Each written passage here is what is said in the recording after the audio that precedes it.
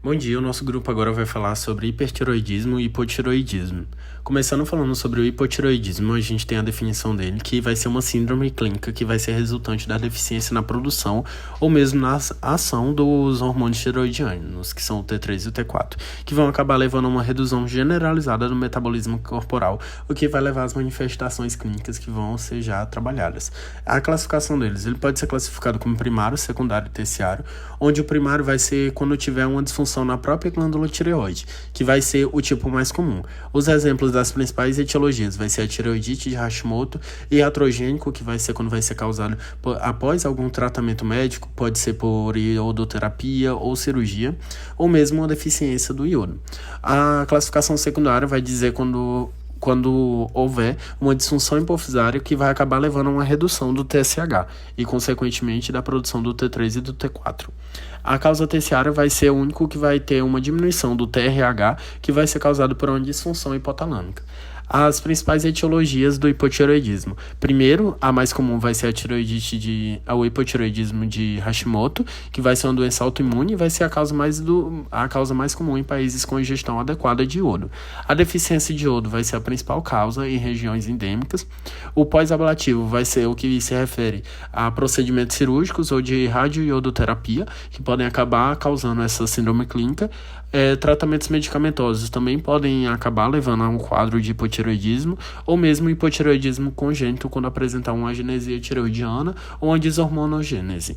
As manifestações clínicas basicamente vão ser causadas pela diminuição do metabolismo corporal e a gente pode classificar elas como por sistemas.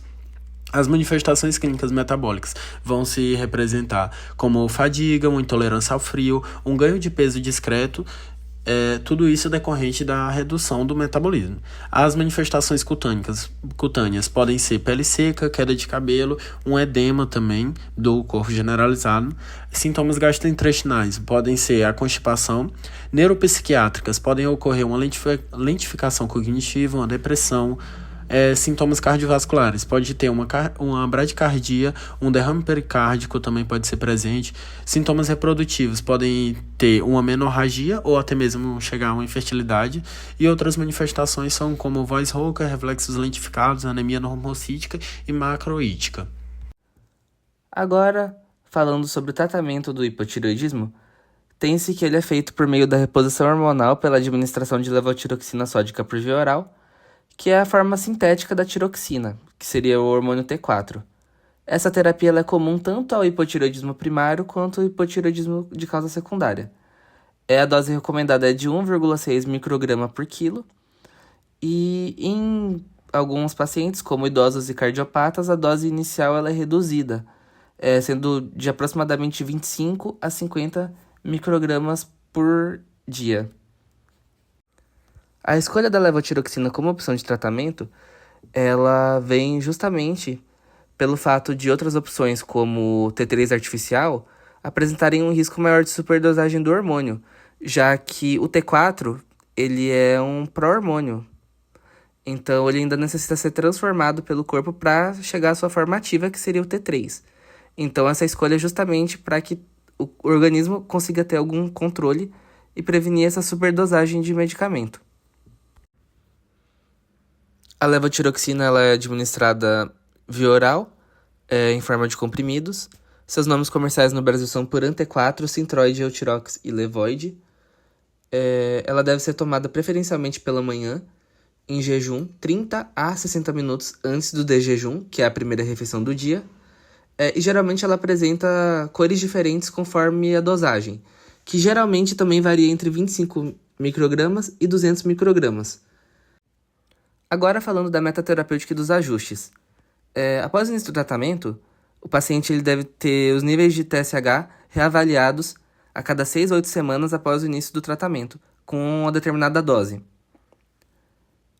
Caso se confirme que os níveis de TSH estão entre 0,4 a 4,5 ou 5 miliunidades por litro, fica nessa dose. Caso esses níveis de TSH estejam maiores do que 5 ou 4,5 miliunidade, tem que se fazer o aumento da dosagem. Caso a dosagem correta ela seja estabelecida, as novas dosagens de TSH acontecem 1 ou 2 vezes ao ano. Além disso, deve-se orientar o paciente para que ele permaneça fiel ao fabricante, já que existem diferenças de biodisponibilidade da levotiroxina entre as diversas marcas.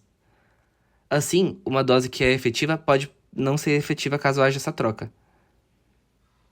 Se sintomas sugestivos de excesso de hormônio tiroidiano, como taquipneia e taquicardia, aparecerem, é necessário reavaliar o TSH e também a dose do remédio.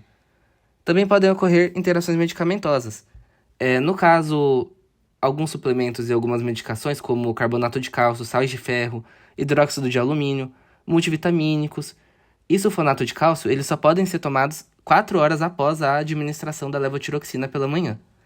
Também pode acontecer que tenha um aumento da dose necessária para esse paciente caso ele faça uso de alguns medicamentos à base de estrogênio ou inibidores da bomba de próton, como omeprazol, pantoprazol, ou rifampicina, carbamazepina e outros remédios.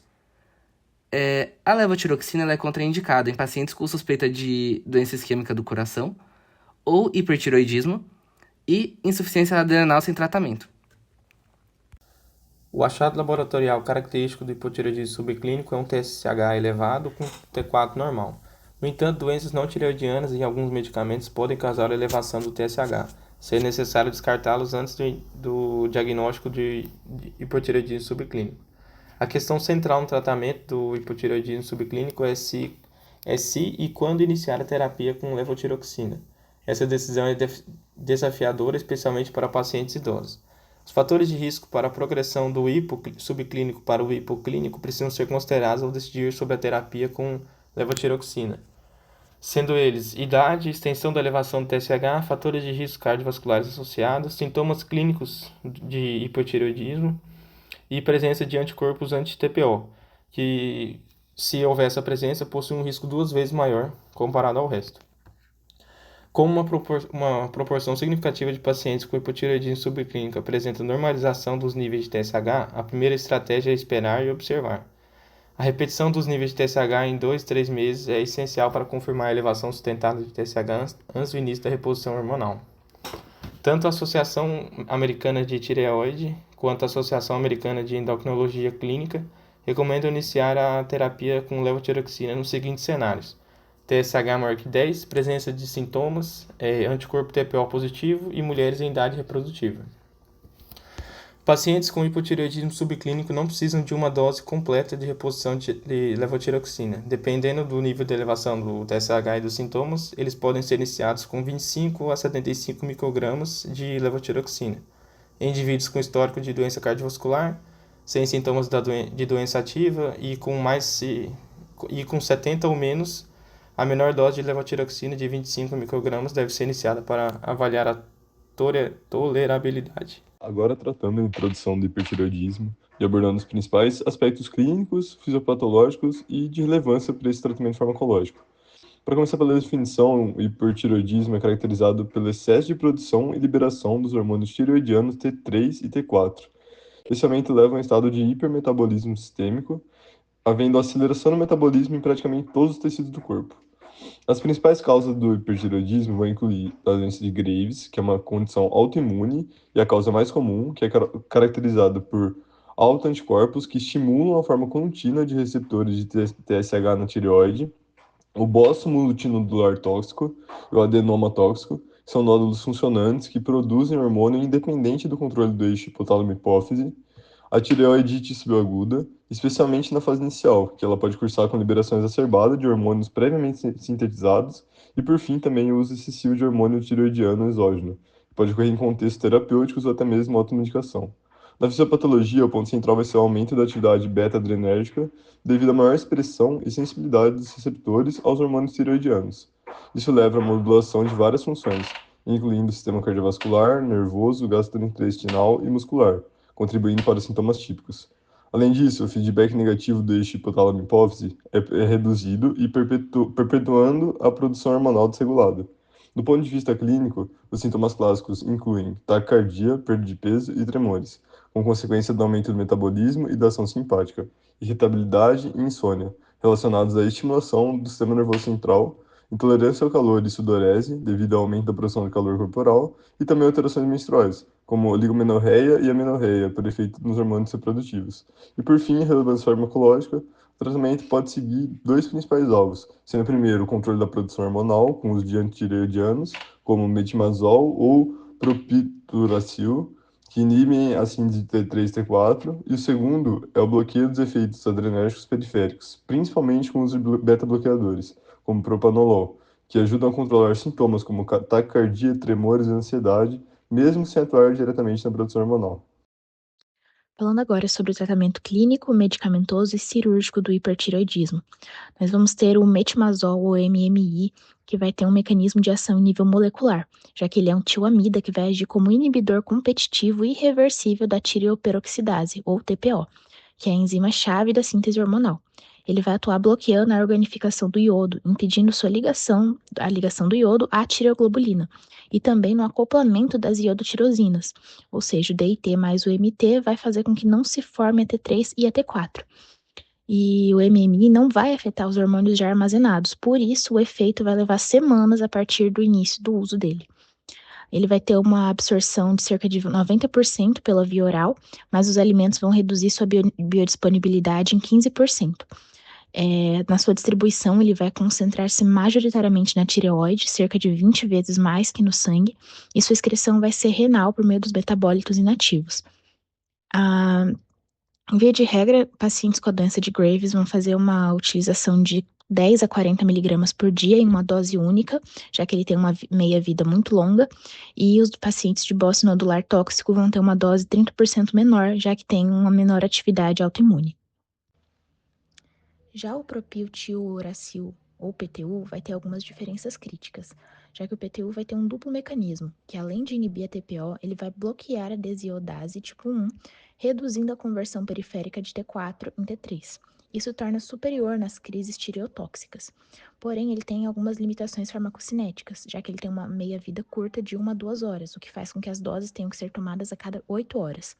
E também ele vai ter uma hepatotoxicidade dose-dependente, causando um risco de necrose hepatocelular, por isso é importante monitorar a ALT e a AST semanalmente nos 3 primeiros meses. Outros efeitos adversos vão ser a granulocitose, que vai ocorrer por conta de uma reação de idiosincrática não dose dependente. Então, o mecanismo proposto é o uso de anticorpos contra os neutrófilos. Além disso, é possível que ocorra uma hepatite por PTU, ou seja, uma lesão mitocondrial direta que vai elevar a ALT acima dos níveis da AST. Já o propiltiuracil, ou PTU, vai ter algumas diferenças críticas, já que o PTU vai ter um duplo mecanismo, que além de inibir a TPO, ele vai bloquear a desiodase tipo 1, reduzindo a conversão periférica de T4 em T3. Isso torna superior nas crises tireotóxicas.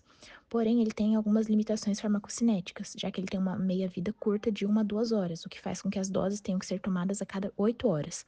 E também ele vai ter uma hepatotoxicidade dose-dependente, causando um risco de necrose hepatocelular, por isso é importante monitorar a ALT e a AST semanalmente nos 3 primeiros meses. Outros efeitos adversos vão ser a granulocitose, que vai ocorrer por conta de uma reação de idiosincrática não dose dependente.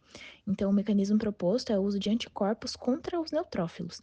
Além disso, é possível que ocorra uma hepatite por PTU, ou seja, uma lesão mitocondrial direta que vai elevar a ALT acima dos níveis da AST. E por fim, vamos ter a intervenção cirúrgica, que é a tireoidectomia. E ela vai ser utilizada para casos de bócio compressivo que estejam causando disfagia ou até mesmo estridor nesse paciente, em casos de suspeita de câncer ou até mesmo na falha ou a intolerâncias aos ADTs e ao radioiodo.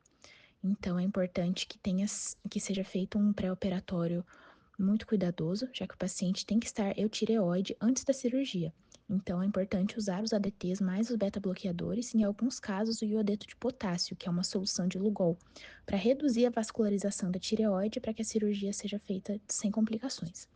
Mas, ainda assim, algumas complicações pós-cirúrgicas que são temidas, mas que podem ocorrer, são a hipoparatireoidismo, que ocorre em 15 a 30% dos casos e exige uma reposição de cálcio e de vitamina D.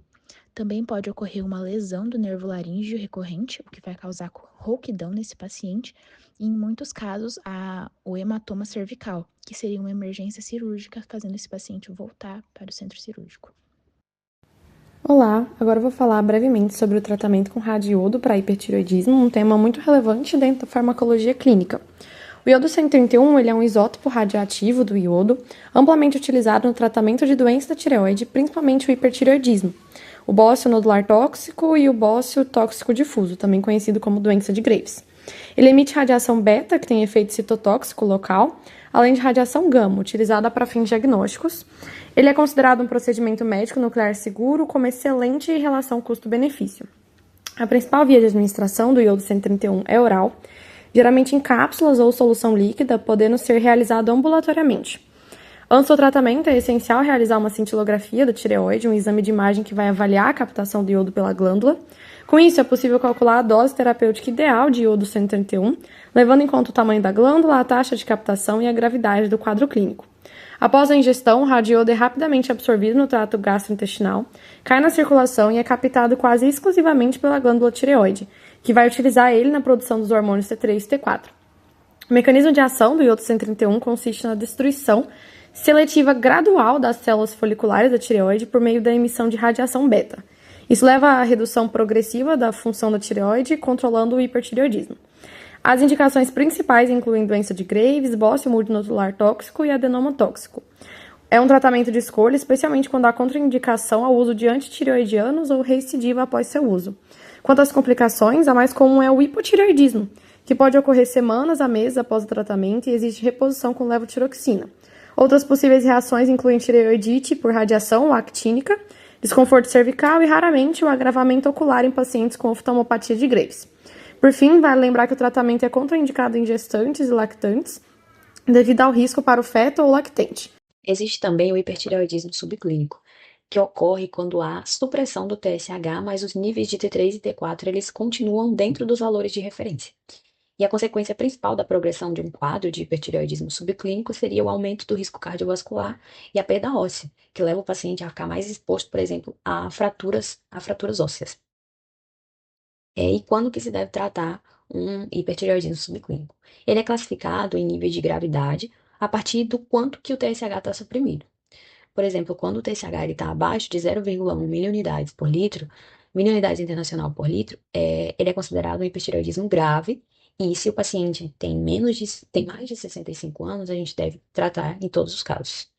Se o TSH está entre 0,1 e 0,4 miliunidades por litro, ele é considerado um hipertireoidismo subclínico leve a moderado e deve ser tratado se houver sintomas persistentes ou se o paciente ele for enquadrado ali entre os fatores de risco, como, por exemplo, uma mulher que está na idade de já está na menopausa e tem risco de desenvolver osteoporose, por exemplo.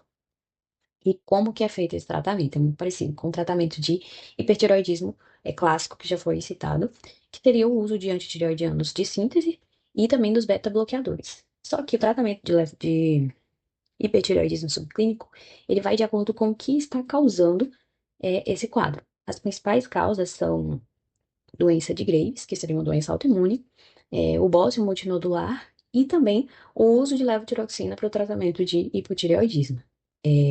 Os antitireoidianos de síntese principal são o metimazol e o propiltiuracil. O metimazol é o medicamento de primeira escolha, já foi detalhada a dose e quando que é indicado.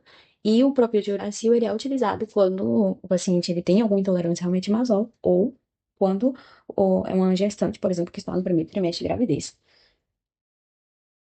Os beta-bloqueadores eles são utilizados em casos de sintomas adrenérgicos, que seriam tremor, taquicardia ou ansiedade. E os principais exemplos são o atenolol e o propanolol. E os beta-bloqueadores eles agem reduzindo a frequência cardíaca, atenuando esses sintomas adrenérgicos, e também reduzem a conversão periférica de T4 em T3, que é a forma ativa dos hormônios tireoidianos. Outra causa seria o uso de levotiroxina. Então, ajustar a dose também é uma forma de tratar. Tem também a terapia definitiva, que seria as cirurgias ou a iodoterapia, em caso de não sucesso do tratamento medicamentoso.